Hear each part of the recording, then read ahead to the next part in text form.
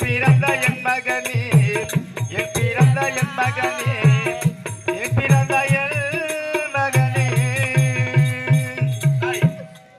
இப்ப ஏன் கேக்குறேன், உங்க வார்த்தாளுக்கு யாருன்னா ஆசையா இருந்தா கடைசி வாக்கரிசி நீயே போட்டுக்கோ. எப்படியா பையன் யாருன்னா கிட்ட கூட கூப்பிட்டுக்கோ போடு.